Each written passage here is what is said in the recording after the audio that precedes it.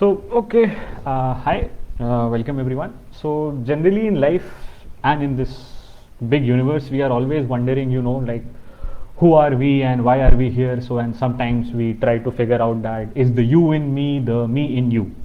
Unfortunately, I have no answers for that question, but I have the answer for this question that who are we right now. So I welcome you all to Night Under the Stars. So we are a group of international PhD students in the Astronomical Observatory, Jagiellonian University. I hope you can see this red pointer thingy. So this was our observatory. Generally, we used to give a live tour, but now, since due to the COVID times, we have shifted to the online version. So these are our members. We work in different areas of astronomical physics, and we try to interact with the public by explaining our topic in normal terms. So welcome. So the title of my talk is The Beauty of Black Holes, and this is me. I was trying to look smart, but I failed miserably. But I hope I do not fail in explaining you to help you uncover the connection between the mathematical and the physical boundaries of nature. So in this talk about black holes, I will try to keep as less equations as possible, but I will maybe help you realize that okay, there is some physical reality beyond those equations, and the idea would be to understand those realities. So what we will learn in this talk, first, if you would just learn a bit about what is gravity from the Newton's point of view to the Einstein's point of view. So earlier gravity was considered as a force, but now we know that gravity is a geometry of space-time. So we will try to uncover the idea of how we go from Newton to Einstein, and then we will understand that okay, are there some very exotic objects which are an artifact of this theory of gravity, and then we will encounter these objects known as black holes. So these are the objects where even light cannot escape. So I will expand on this, and then when we are studying through this, when we are going through these black holes, you will try to see that how black holes were just a mathematical curiosity, but it eventually is something which actually makes us realize that there is an end to space and time together. So I will go on as it is. But first, let us take a detour. So as you know that if you have a rectangular plane of sheet and if you roll it, you will get a cylinder. Not fancy over here, but the concept is that okay, in that cylinder you have a curved space and a flat surface. So why I am telling you this is because you would have to keep the notion that the space-time is being bent by gravity. How it will happen, I will show you later, but I just wanted to let you know of this notion.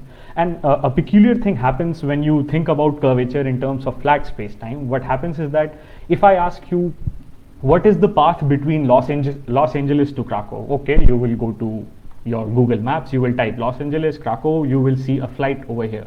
So if I ask you to draw the path between Los Angeles to Krakow in a flat paper, you will just draw maybe this line or this line, or maybe you can say that this is a straight line. But we know that even if you are, I don't know, flat earth believers or not, me and you will agree that the path between Los Angeles to Krakow is actually curved. And why is this so? Because this is the trajectory of the aeroplane which it takes in order to go from Los Angeles to Krakow. So this is curved, and the notion I'm trying to give you over here is that in curved space-time, or let's say in curved surfaces, so we know that Earth is a sphere, so you have a curved path. So these paths are called geodesics, and by following this path, you can uncover more about the physics with what is happening.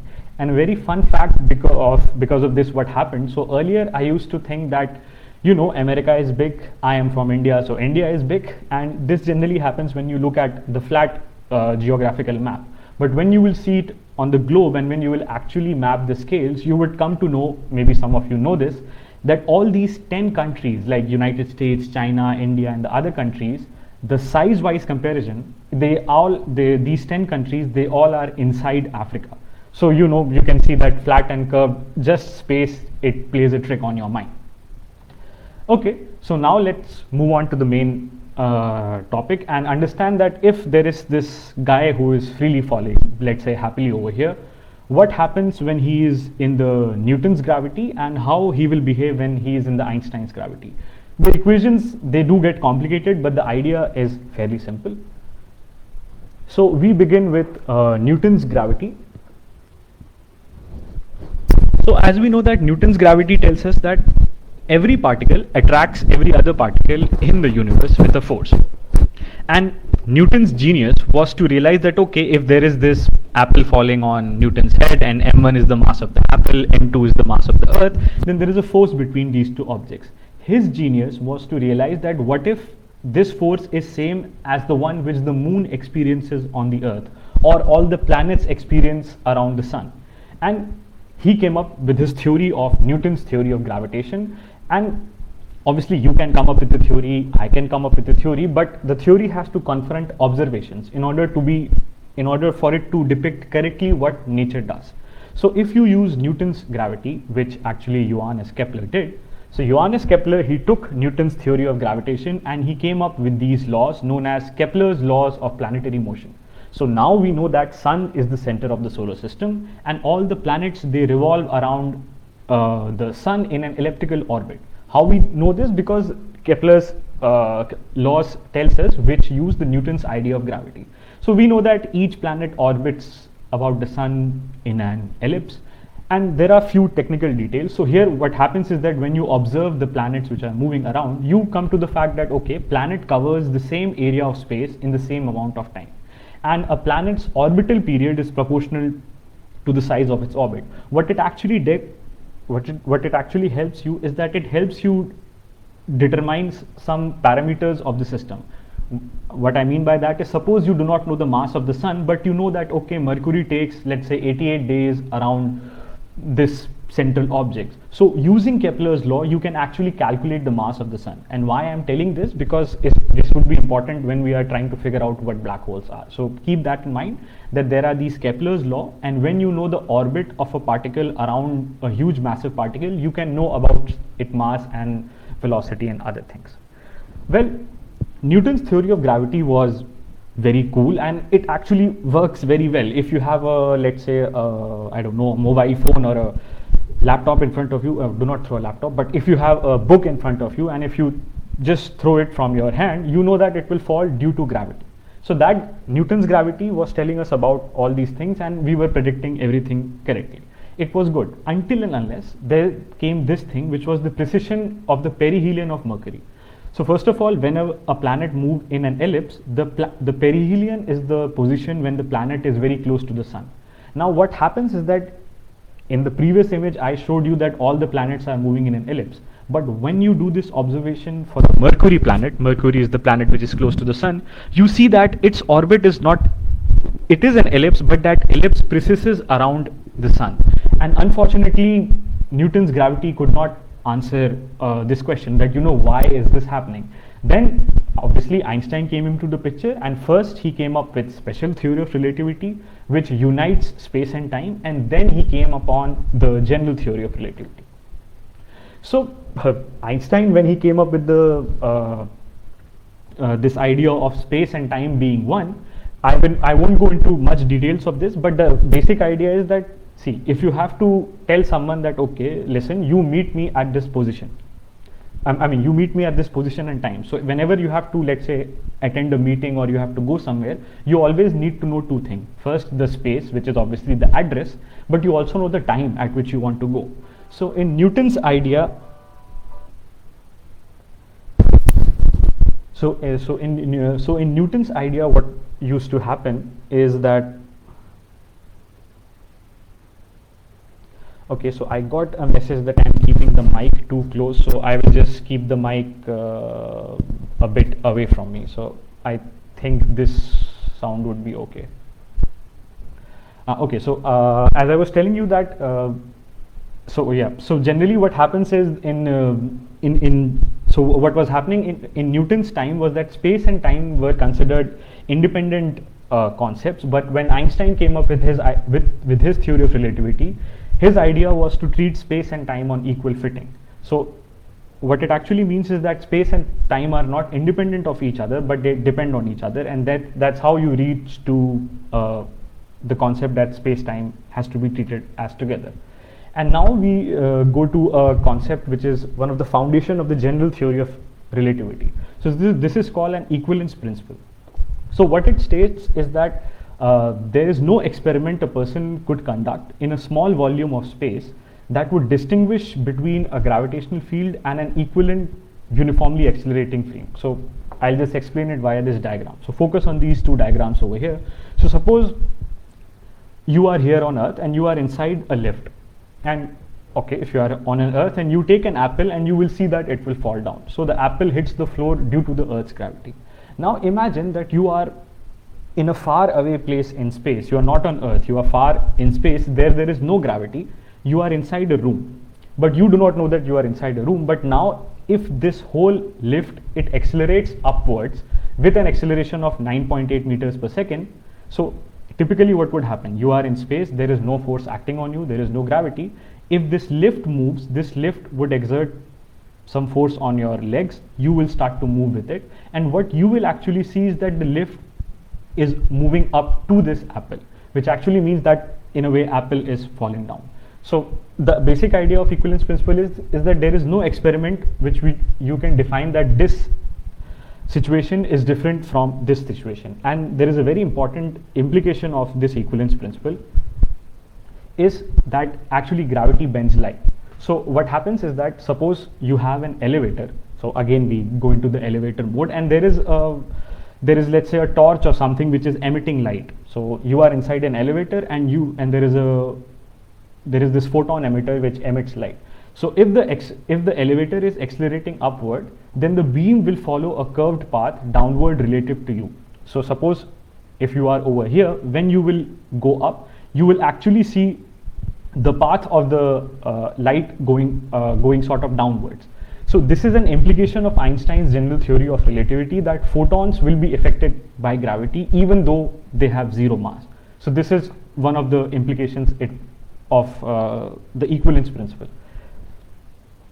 So let us just recall what has happened. So earlier it was Newton's theory of gravity, where space and time were different concepts, and so was energy and matter. Then there was young Einstein, which came up with the special theory of relativity in 1905, when space and time were united. And this was done by a young Einstein. So generally if you type in Google young Einstein, you will not get a picture of young Einstein, but this poster. So this is an Australian movie in which a guy plays the role of a young Einstein, and he does drugs and does party and all, and he finds out about the theory of relativity. But obviously we know that this is the real guy. So after Einstein joined the space and time on an equal footing, then the idea was that how this space-time is affected by the matter. So when the space-time is affected by matter and that theory is taken into account, then Einstein came up with the general theory of relativity. Again, he came up with the theory of relativity. So this theory has to, confront some observations. So first of all, it obviously predicted the perihelion of that precession of Mercury very well. And there are actually two tests of gravity. So first is the deflection of starlight. Deflection of the starlight by the sun's gravity as measured by the 1919 solar eclipse experiment. So what happens is that suppose if there is no sun, then the light from the star will obviously straight away come to the earth, but when there is sun in between earth and the star, the light actually bends. So one can do this calculation via Newton's theory of gravity or by Einstein's theory of gravity. But it turns out that with only Einstein's theory of gravity, you get the correct result of this bending. And then there is another thing which I was discussing, that there was a problem with precession of the perihelion of Mercury with Newton's gravity, but with Einstein's gravity, you actually get a correct result. So first of all, I will just explain that there are two different precessions over here. So first, this is the Earth. So Earth, you know that Earth rotates on its axis, and that axis also precesses like this. So there is a gradual shift in the orientation of the Earth's axis of rotation, but this happens in, like you can see, it's 26,000 years. So that won't be observed that much. But the main point is that after 100 years, what I want to discuss is that after 100 years, Mercury has precessed 42 arc seconds. So this was actually observed. Newton's theory cannot explain this, but Einstein's theory can. So what happens is that the point of the closest approach of Mercury, so you know that there would be an ellipse, so this is the point of closest approach, And what happens to Mercury over the 100 years is that the point does not always occur at the same place, but it slowly turns around. And because this is explained by Einstein's theory of gravity, so he was actually correct. And there are other implications of general theory of relativity. One is discussed in this talk by Unni Krishnan in the cosmic lenses, because as you can see that, okay, if the sun is bending light, what if there is galaxies which thousands of stars, will that also bend light? And that is actually observed. So here you can see that lensing effect, and this is only proved in Einstein's theory of gravity. And I also discussed this another implication of time dilation. So if you have two atomic clocks, let's say if you have one atomic clock at the ground floor and one at the 11th or 12th floor, the time will not actually match, because this clock is close to the Earth's gravity. This will run slower than the top clock. And an implication of this is your GPS. So right now your GPS and all, they obviously work accurate, but if Einstein's theory of gravity is not taken into account, the distance you get on your Google Maps would be, I think, 5 or 10 kilometers off, if general theory of relativity is not taken into account. Okay, so let's just recall what we have learned, because it was a bit heavy and I also want to go in some smooth pace. So gravity in general relativity is described in form of curved space-time. The idea that space-time is distorted by motion, as in special relativity, is extended to gravity by the equivalence principle. So Einstein had special relativity when he joined space and time, and now when you include matter into the picture, this space-time is just curved. This is what Einstein's general theory of relativity is telling us. So gravity comes from matter, and the presence of matter causes distortions or warps in the space-time, and matter tells space-time how to curve, and space-time tells matter how to move.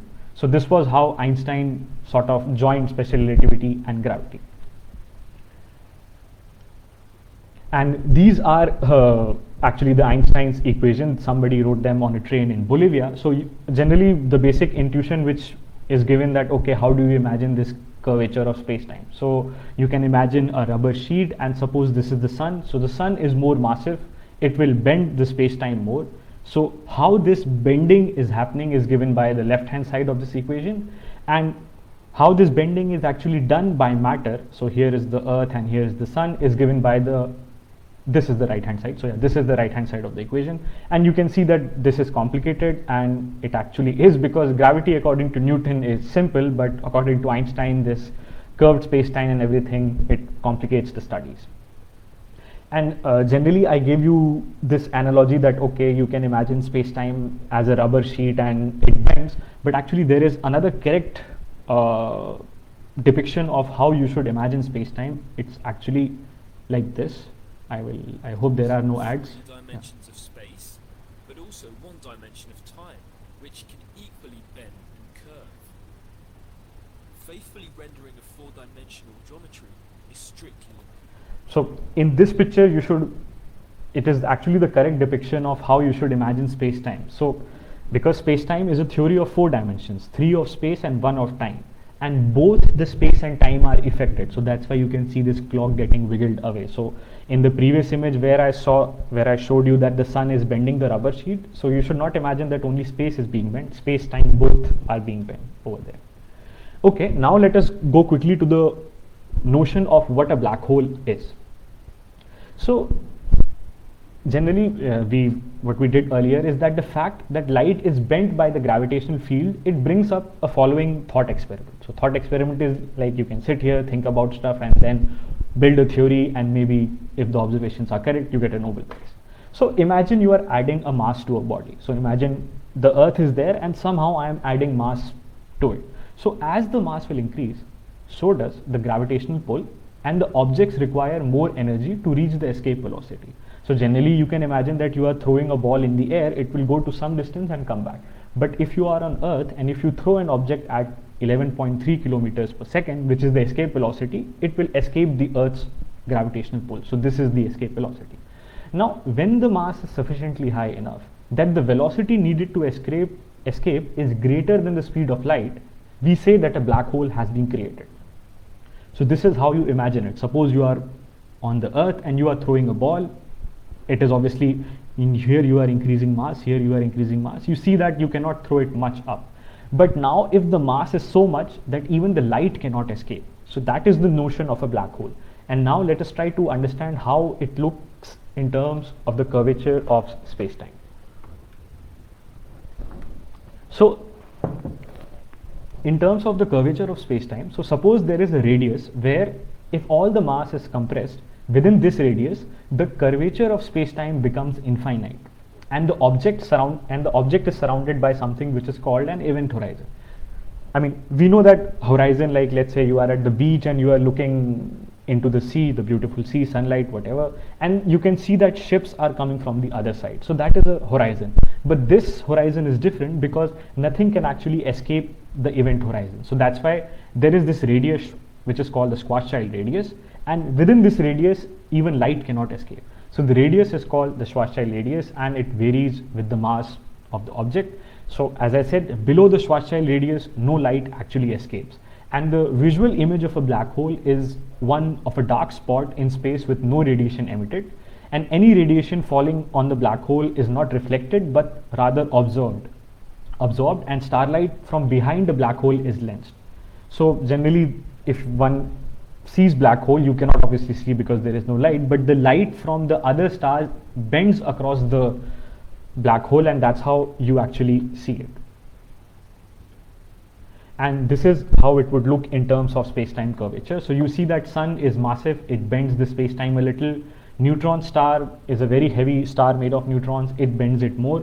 But black hole, it actually sorts of causes a hole in the space-time.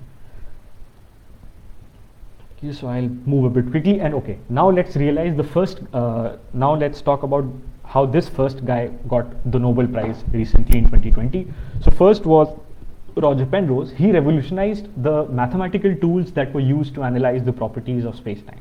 So when Penrose was studying an object, let's say such as a dying star, so he said that if an object such a dying star, it implodes beyond a certain point, then nothing can prevent the gravitational field getting so strong as to form some kind of singularity. Singularity is a point on space-time where all your physics actually ends.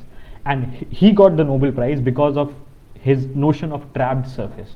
So he defined this surface to have the property that if you place a light bulb on it, all the emitting lights would converge thanks to the strong gravity. And I would just take a moment to describe about these two guys. Obviously one we know is Stephen Hawking. So he also worked on these singularities and all. So please note that Roger Penrose, when he was discovering, he denoted this singularity. This is a singularity of space-time. But Stephen Hawking was also he also did some amazing research on space-time singularity. But his singularity is the Big Bang singularity, from where our universe actually came into the birth. And then there is also an Indian connection. So when Penrose and Hawking singularity theorems are studied, they actually use the equations of Amal Kumar Raychaudhuri, who used to study in Presidency College in Kolkata in India, and his equations, Raychaudhuri equations, they form an integral part of how Penrose and Hawking came up with their singularity theorems and how Penrose got the Nobel Prize. So let us look into it, how the black holes are formed. So it all happens because the life of a star is characterized by the thermonuclear fusion. So hydrogen fuses to helium and helium to carbon and so on, creating heavier and heavier elements. So however, the thermal fusion cannot create elements heavier than iron. Only a supernova explosion can create copper. So supernova explosion is the explosion of a star. So only a supernova explosion can create copper, silver, gold, and the trace elements that are actually important for the processes of life. So a black hole generally comes in any size. So generally when I speak about stellar massive black holes, these are thought to form from supernova events, and these have a radius of 5 kilometers. And then there are other things also which are called the galactic black holes. So these are generally believed to be in the core of some galaxies, and these are made of millions of solar masses. I will define what a solar mass is, and the radius is that of, let's say, equivalently a solar system. So one solar mass is 10 to the power 30 kg. So you can imagine that a galactic black hole is like way heavier, way heavier. Okay, so generally what happens is that there is this stellar nebula, which is like some interstellar dust and gases, hydrogen and helium. Then they then they merge to combine your average star. So by average star, I mean the sun. And then there are also massive stars. Both go through an evolution process and then they exhaust their fuel, they become red giant. And let's say in case of sun, which is an average star, the end product would be a planetary nebula, and what would remain at end is a white dwarf. So we would have, let's say, a peaceful death. But if there is a massive star, it will form a red giant, and then the gravitational pull would be so much that it won't be able to sustain, and then there would be an explosion which would either result in neutron stars. So neutron stars are very dense stars made of neutrons, and there is this pulsar coming out of it, like jet of particles coming out, and they rotate, and these are also observed. And the other product is what we are trying to understand is a black hole. So generally when I talk about the masses, so the stellar mass can be characterized like this. So you have white dwarf, the mass of which is generally less than 1.4 solar masses. So obviously there is a limit called Chandrasekhar limit. So this is the mass above which the star's core is insufficient to balance the star's own gravitational attraction, and it actually ends in black hole or neutron star. So this is the idea of how massive it could be, but I would move ahead because I'm lagging behind. So as it is, if you want to know more about star formation and dust, there is this talk by Angel, Priyana, Noel, and Emily, and they speak more about this in our next web page. So let us look at the first stellar mass black hole. So right now I'm focusing on the first black hole. So Cygnus X1, this is a galactic X-ray source in the constellation Cygnus. So Cygnus is a constellation, and there is a huge star called HDE, this number and all, and obviously this is an artistic rendition. So what is happening? So first of all, I should say that generally the black holes in the universe which we have, they are actually rotating. And when the black hole is rotating, the space-time around it is also rotating. And since it has a humongous gravitational pull, it can drag in the air, so it can drag in the gases of a star. So when the gas accretes like this, so this gas radiates, and this is how you actually see the black hole. You cannot directly see the black hole because obviously there is no light. All the light goes into it, but it's the accreting matter around it, and these relativistic jets is what you see. So the first black hole which was observed was Cygnus X1. This is like around 16 solar masses, so it's pretty heavy. It belongs to a high mass X-ray binary. So what happens is that the black hole and these stars are in a binary, and they are sort of revolving around each other, and is located about let's say 6,000 light years from the sun. I will just inform what a light year is because that unit is important. So a light year is like 10 to the power 18 centimeters. So obviously it's pretty far away. So this is an artistic rendition, and the first image of Cygnus in X-ray was observed by the Chandra X-ray Observatory, which was this. So the Cygnus X1 system, it consists of a black hole with a mass of around 15 to 16 times that of the sun. It is in a close orbit with a blue giant superstar with a mass of about 20 suns. So the gas flowing away from the supergiant in a fast stellar wind is focused by the black hole, and some of this gas forms a disk that spirals into the black hole, and the gravitational energy released by this infalling gas powers the X-ray emission from the Cygnus X1. So whatever you are seeing is actually in the X-ray band of the visible spectrum. Okay, before we move on into the supermassive black holes, just let us look at our current address. So this is our Milky Way galaxy. So obviously it looks beautiful, and this is the sun, and we are somewhere over here.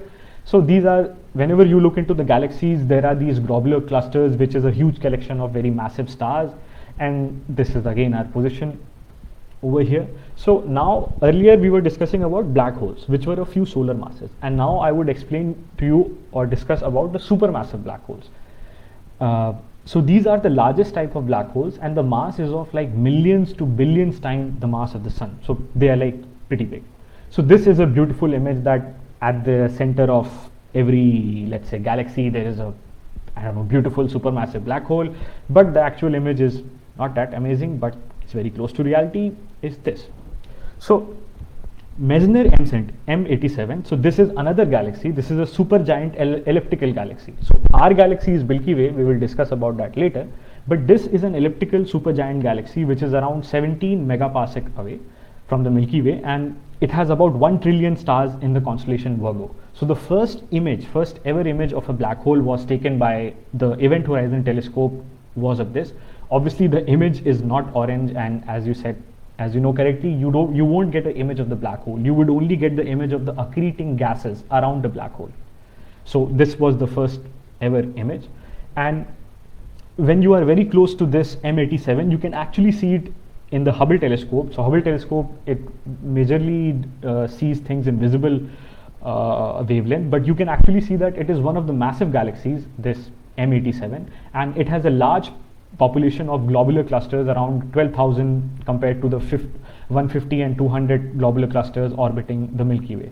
And what you can see in the visible spectrum is actually a jet of the energetic plasma that originates at the core. So you are still very far from this M87 supermassive black hole, and still you can see the relativistic jet.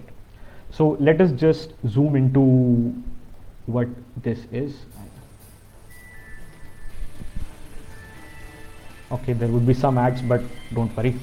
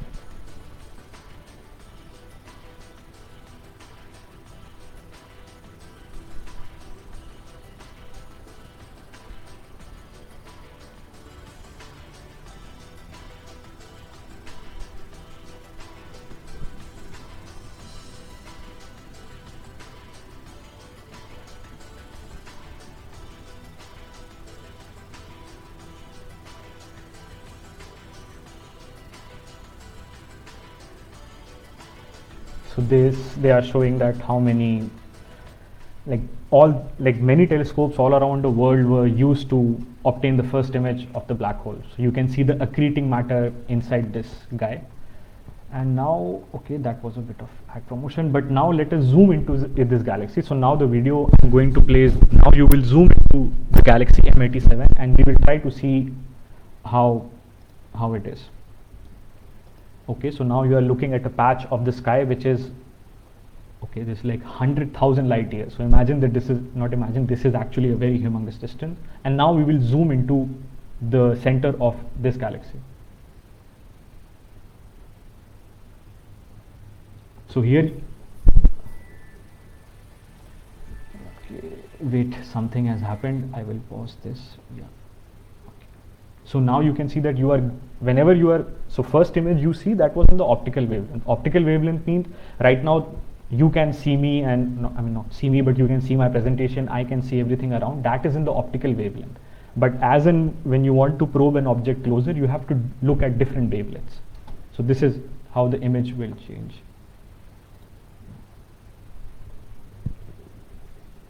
So this is the National Optical Telescope image. Then now you are seeing in X-ray.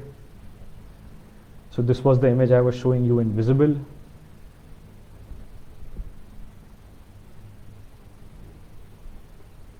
So now you are zooming more and more into the center of this super giant elliptical galaxy. And as and when you come closer, you see this relativistic jet. I hope you can see this on the right, emitting out.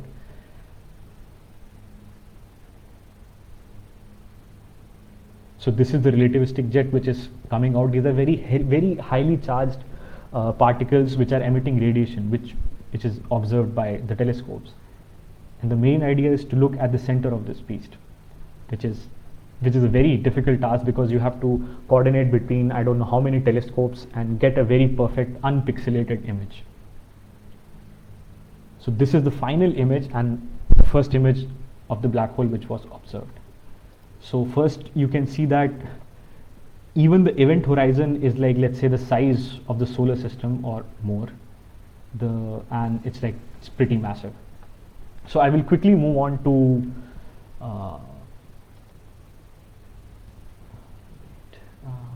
where is, I cannot see the full screen. Okay, and now let us look into the, how to say, the supermassive galaxy of our own. I mean to say, let us look at the supermassive black hole which is lurking around in our own Milky Way galaxy. So I will reload the presentation again because it was not in full screen. It is still loading. Okay.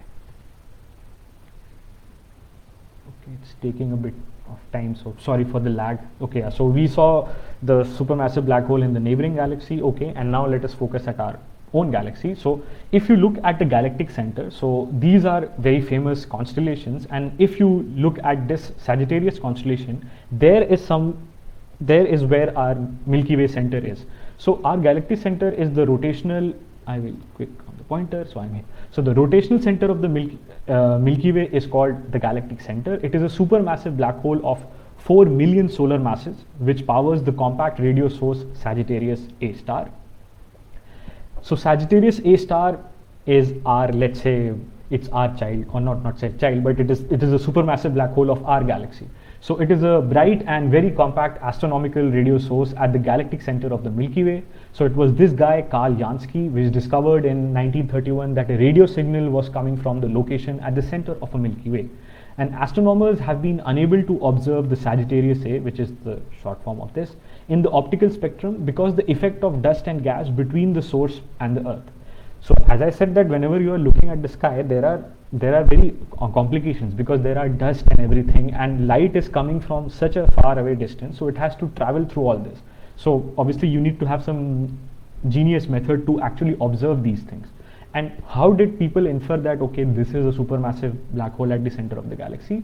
So the observations of several stars orbiting the Sagittarius A2, Sagittarius A star, particularly this star S2, which I will show you later, they have determined the mass and the upper limits of the radius of the object. And these two people, Reinhard Genzel and Andrea Ghez, who were awarded the other half of the Nobel Physics Prize 2020 for the discovery that Sagittarius A star is a supermassive compact object.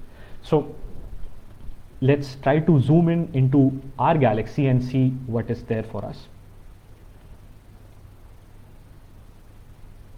And so now we are zooming it into the Milky Way. Milky Way is our own galaxy and we are zooming into that.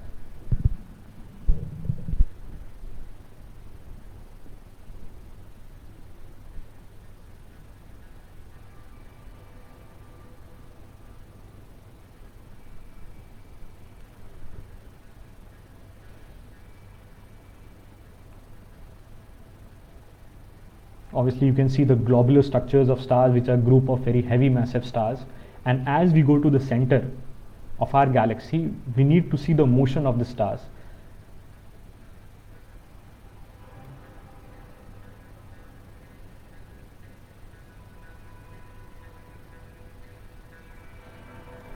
Okay, I will pause over here because right now what you can see are blurred images, right? So there is a technique called adaptive optics, which was used by so there were two teams, one of Reinhard and one of Andrea. So there were these two groups who were looking at this part of the Milky Way, and they had used different techniques in order to observe what you are actually seeing. So it is not very easy to see something unpixelated. So that's how they got the Nobel Prize. So see, you are seeing actually blurred images of the star. They are rotating around a central object, but as and when this image is being cleared, you have to appreciate the amount of effort taken by those two teams in order to get clear images. So this is S2 star, which is going very quickly around a central massive. So as you can see, all the light you are getting is from these stars. There is nothing on the center, but still these stars are rotating around this.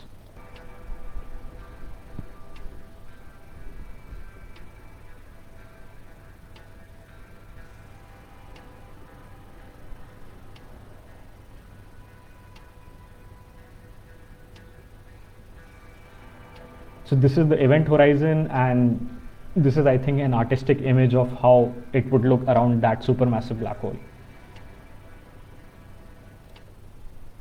Okay, I will escape. I will just keep my laptop on charge before it keeps up. me view present. I will again go to field. So now recently, just now what we saw was the supermassive black hole lying at the center of our own galaxy. It is not that massive as compared to the M87, but still it is like 14 million solar masses, which is like pretty huge. Okay, and now the question is, how do we measure the mass? So Kepler comes to the rescue. So imagine you do not know that there is sun or something around which all the planets are moving. You only know that, okay, this planet moves around and takes this much amount of time. Earth moves around and takes this much amount of time. So if I know the period of revolution and the distance, so this is one method. And also if I know the velocity and the radius, so this is the centripetal law. So suppose if you are having a slingshot or something, or if you take a stone and so if you take a thread and you tie around a stone and you whirl it, you experience some force inside. So that is the centripetal law. By using these two simple laws, you can actually tell the mass of the central object. So that is what Reinhard Genzel and Andrea Ghez did, that they tracked the motion of the stars around that central object, and that's how they came to the conclusion that it was a supermassive black hole. Okay, now let us look at the motion of that star S2, which is very important. So I hope you can see this. Okay, so first there are few things to take into account. So this is the reading they start to take in 1995, and they took the reading till 2014 or something. So over this 10 years of period of observation, they were able to come to the conclusion that this was a supermassive black hole. This is a star. I mean, this star is just just to have that. This symbol is just representing the center of our Milky Way galaxy, and now we see the image of these stars. So I want you to focus on this star over here. So you can see that it comes and goes around very quickly, where there are other stars also. So the basic idea was to observe how these stars are moving around the central object. Obviously there is no light coming from the central object, but is there, so the basic idea is that what kind of a central object would make such stars to move around it. So the only explanation is of a black hole. Okay, and also there was a recent discovery of a cloud of so there are still discrepancies whether this was a cloud or a star which came around the center of our black hole. So I will just show you with some music. So they are showing that there is a collection of gas or something, and it passes the center of our supermassive black hole at Milky Way. So the pull is getting stronger and stronger, and this is how the gas went into the black hole, and the radiation from this is what they actually saw.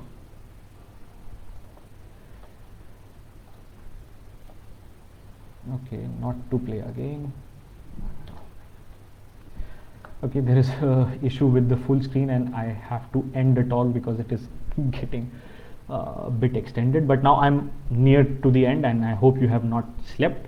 So whatever we have been seeing till now is actually sort of an indirect evidence of supermassive black holes. And now there is another prediction of general relativity, which is called ripples of space-time. So as you know that when water droplet falls, it causes these ripples in the water surface. So the basic idea is that, okay, are there any heavy objects in the universe which, if they move around, can cause ripples, not in water but in actually space-time? So this is the basic idea behind gravitational waves, that there are these very two compact objects. They could be neutron stars or black hole, and they would cause these ripples of space-time which can be detected on Earth. So this is a more of a direct observation of black holes, which was recently done. So if there are two black holes which are colliding, or two neutron stars which are colliding, because they are so massive objects and the space-time is so curved, they are actually emitting gravitational waves, which was predicted by Einstein in 1916, but they were discovered in 2017, almost 100 years ago, and these guys were awarded the Nobel Physics Prize of 2017. So Rainer Weiss, Barry Barish, and Kip Thorne. So this is the observatory where they detected it. This is the ground-based gravitational wave detector, LIGO, Virgo, and Kagra. In future, they are planning to release this detector in the space, and what this detector would do is, see, This ground-based detector was able to detect gravitational waves coming from the black holes or neutron stars. But this space-based, it would be more sensitive to detect the gravitational waves which are coming from the center of a supermassive black hole. Because as you saw that the stars are rotating around that central massive object or gas cloud is coming, what actually happens is that whenever such an interaction takes place, gravitational waves are emitted. But those waves are very let's say low in frequency. So the earth-based gravitational wave detectors cannot detect them. Only the space-based would be. Okay, so this is almost my last slide. So I will just bore you for, let's say, 2 minutes more. So it was in the 1700s where John Mitchell, he had came up with the idea that okay, maybe there is an object from which even light cannot escape. Then as time progressed, Newton came up with his Newton's laws of gravitation. Then space-time were different in Newton's era, but they were united by Einstein's general and special theory of relativity.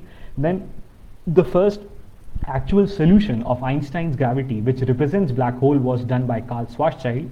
So unfortunately, he was on the war when he did this calculations, and he obviously died during the war, but could not see his calculations to the last, let's say, to succession. And then the idea of singularity was mathematically concreted by Roger Penrose.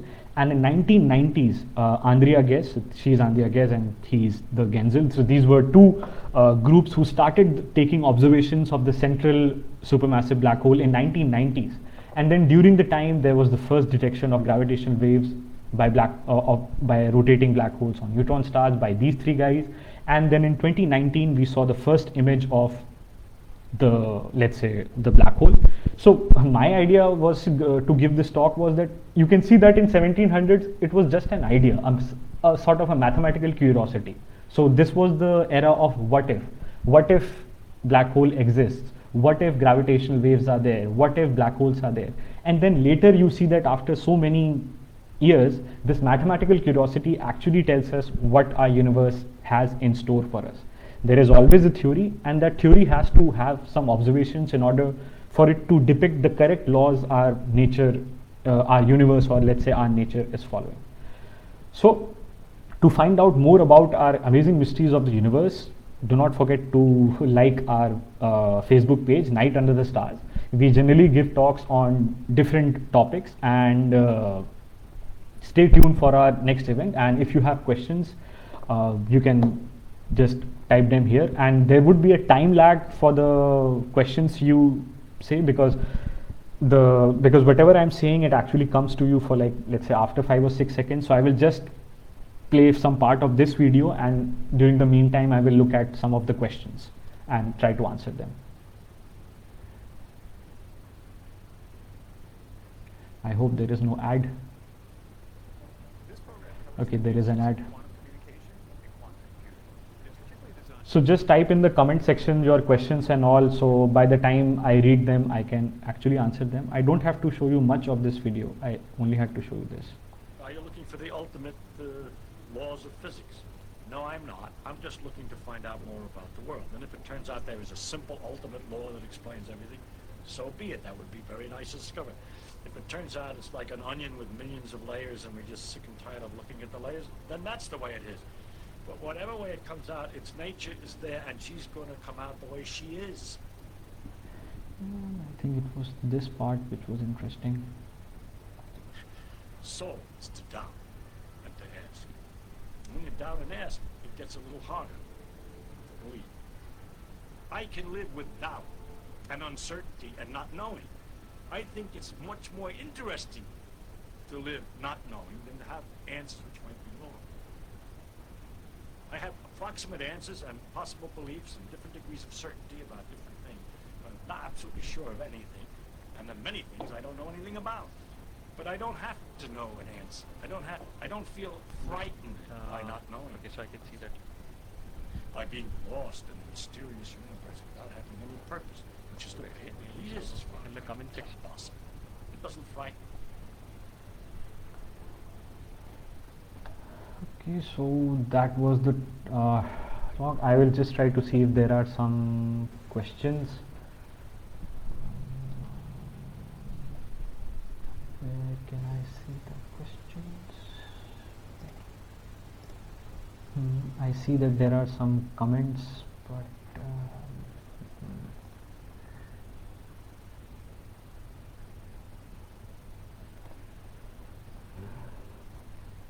okay, I have now gone to the comments, so I will see if there are some questions and I will try to answer you. Okay, hide the panel, start the presentation. Okay, so there is a question by, I think, Unni about gravitons. So obviously, so whenever you see the electromagnetic radiation, you say that okay, it is a wave, and the quantized particle of that is a photon. So similarly, there is a theory which says that whenever these gravitational waves are coming, the quantized particle is a graviton. But right now, let's say the sensitivity of the detectors to actually probe the mass of the graviton or something are very less. But there are many theories coming about it, and I think in future when let's say when the detectors are more sensitive, so maybe we will know the mass of the gravitons. I hope so. So okay, I see no more questions, so I will end it. If you have any other questions, just type in the comment section, and we can yeah, we will see it.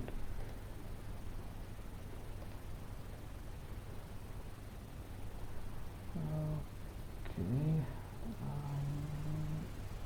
So I'll just repeat that if you have any questions, just type into the comment section, and thank you for listening.